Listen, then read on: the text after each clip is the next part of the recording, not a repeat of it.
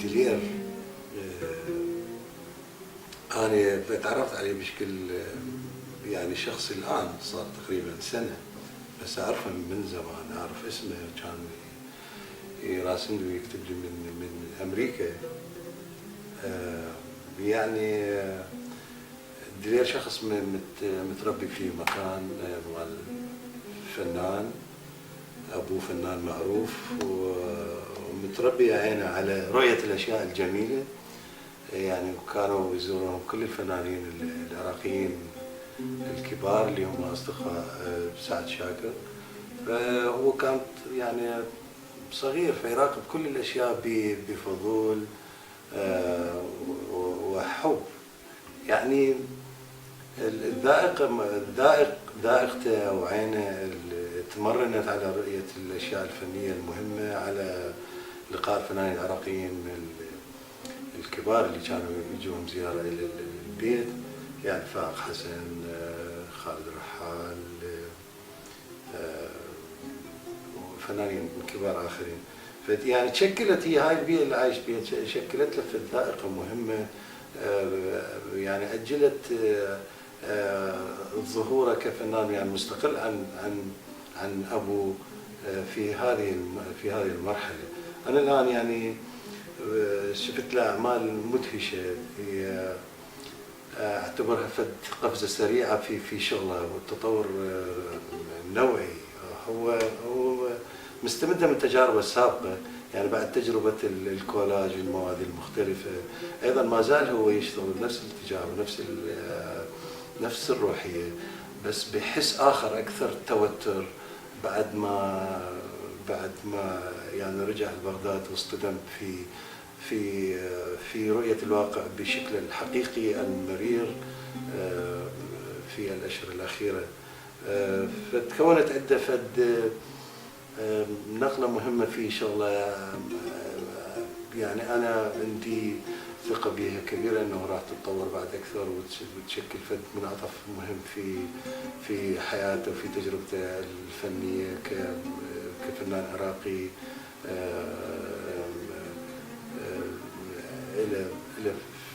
إلى اللمسة المهمة في الحركة التشكيلية العراقية، حتى العربية مو فقط العراقية.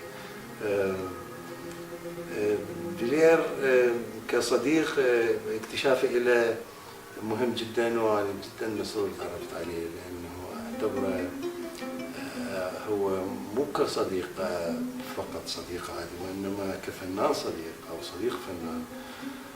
وأشعر أنه مع ديلير والأصدقاء الآخرين ممكن أنه نتوصل إلى نتائج مهمة بتجاربنا القادمة بالمستقبل القريب، لإيماني بأنه الاتجاهات الفنية والتحولات الفنية الكبيرة اللي حدثت في تاريخ الفن هي كونوها مجموعة من الأصدقاء القريبين واحد على الثاني نتيجة حواراتهم المستمرة ونقاشاتهم وانتقاداتهم واحد للآخر،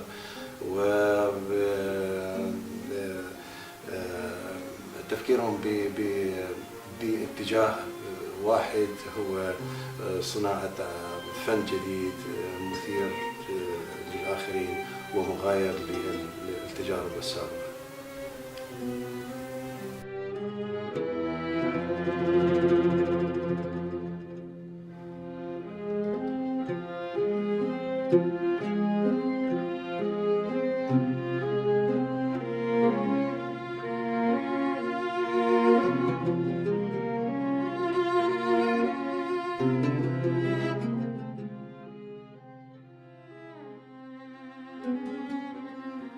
New structures by Delair Shaker.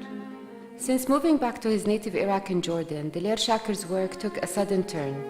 His mixed media compositions no longer vibrate with seductive colors and layered echoes of his formal education, underscored by a war emigre's narrative, but rather with somber meditations of a determined man. Now a father himself, coming home without being able to find out what he'd once left behind. In his new body of work, Delair wrestles with questions that so many displaced thinkers, writers, and artists have dealt with before him. How does one learn to come home? What happens when the bridges and the roads leading home have been destroyed or reshaped? How does one fit into the new hostile and war-ravaged topography? What is one to do when a home is no longer a home, but a place of eroded memories, usurped by oppressing powers, disbalanced by their time? How does one resolve devotion, honor, and survival with the splitting angst of loss? In his new paintings, sculptures, and drawings, Shakir uses collage to organize a public forum, which invite the viewer into private reconciliations of narrative structures and symbolic imagery. Delair scaffolds fluid conversations rather than fixed visual codes found in his previous work, and a sad revelation that is often harder to come home than it is to leave it. Leaning heavily on constructivism, which was also born of conflict, Delair begins to build a home he remembers, layering in what he sees now and what he hopes to rebuild. Timelines converge into intricate interplay of fragility and impertinence. The appearance of burnt fabric, along with industrial building materials such as found nails, wood, wire, steel, and paint, become metaphors for cultural diffusion, materialize democracy, and the struggle for a new identity. Using line and form arranged in Dorothea Rockburn's minimalistic vocabulary, Delair testifies to the profound cleavage, the realistic manifesto between what once was and what is now. Delicate, topical strata of subdivided, integrated, and flattened geometric shapes are superimposed into subdued yellow, brown, orange, and neutral beige backgrounds. On them, isolated objects with distinct industrial impersonality are weaved with snippets of photographs that offer glimpses into some private memory. It is within structures that these conversations take place. Here, one is invited to sit in an afternoon tete-a-tete between the artist and his memories, as he designs a new home on the ruins of the destroyed one.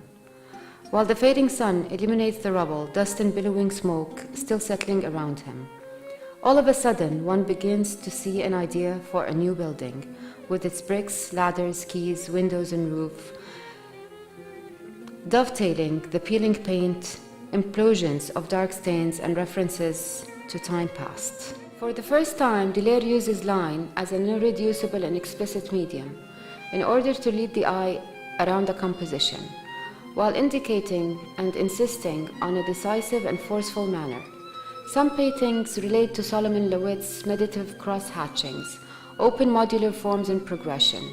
Here, one is called upon to witness the thought process of a man who has made his mind to build, without heeding the obscure and unreliable background of reality, which threatens to split apart the swallow everything whole. He is Ayn Rand's Howard Roark, a single-minded builder and an unwilling hero of his time.